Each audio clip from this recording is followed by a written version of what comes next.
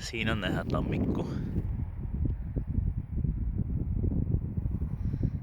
Seal on Ahtme, mis on Kohtla-Järve linnaosa.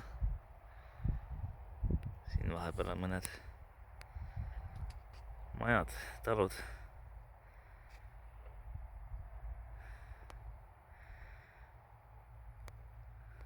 Seal on Jõhvi.